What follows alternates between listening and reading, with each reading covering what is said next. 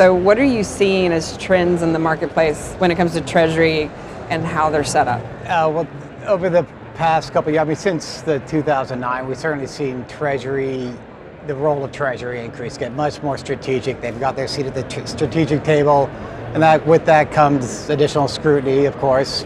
But over the last couple of years, we've seen a lot more the requirement for them to be adaptive and be able to adapt to change quickly and support the company's goals in terms of growth, whether that's through an acquisition and being able to absorb banks that they've acquired through an acquisition, or move into a new market very quickly and get established there with new currencies and new bank relationships. So what value do you see with Treasury organizations that are set up so differently? So what does configurability to systems bring to the table for them? It brings an awful lot. Really, you're never going to achieve that ultimately efficient workflow process without some configurability. There's a lot of, the box solutions, they can work fine, but you are going to be shoehorning your operations into their software. You get the configurable software, it's quite the opposite. It just turns that on its head. The software is adapting to your operations, so that you're going to achieve a much higher rate, in my opinion, of an efficient workflow process. You'll be able to drive change within the organization as opposed to be a spectator to it.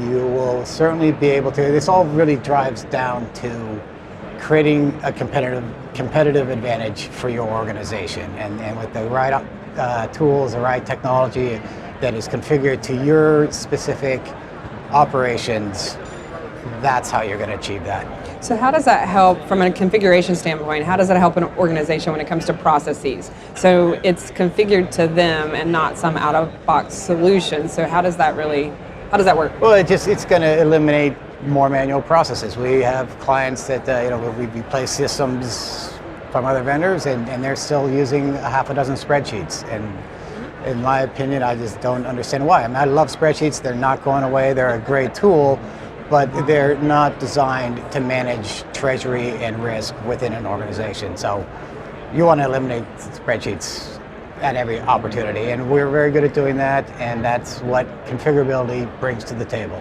What's the downside? So what goes on with configuration, and what's the downside for a treasury organization to be too configured? That's a good question, and the one main thing that's kind of a pain point within the organization is that they really have to take a really close, hard look at their operations and their pain points. If they don't do that, it's going to be very hard for a vendor to do that for them. So we come to the table, if we can understand what their current operations are, where their pain points are, and where they want to go, then we're going to, a configurable system will be able to model that for them. So what's some examples of things that a company should configure to what they do today from an Excel spreadsheet and configure a system to mimic that versus going with maybe a standard process that's a leading practice in the industry? Yeah, I have a hard time agreeing that a leading practice would be a canned solution. I think, but a good example back that would be cash flow forecasting.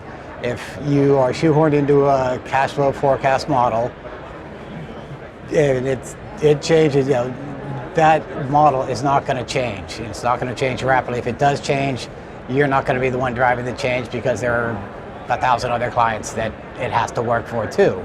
Whereas with a configurable system, you get to drive that change. Your vendor, your partner is going to know your operations a little bit, considerably better.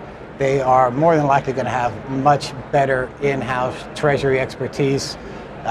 So when you pick up the phone, you're not going to get a call center. You're going to know exactly who you're calling. They're going to know your business. They're probably the individual that implemented your system.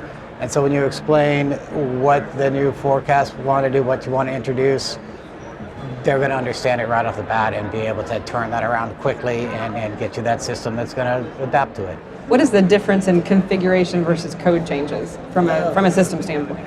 There's probably a pretty gray line there. There's a lot of configuration that can be done without code changes. So that is nice.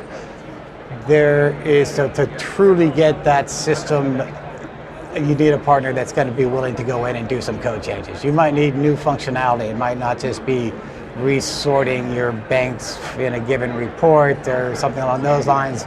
You're going to need brand new functionality for sending encrypted payments overseas. Well, thank you very much for your information today. It was very helpful. We appreciate you stopping by. Well, thank you for your time. I appreciate it.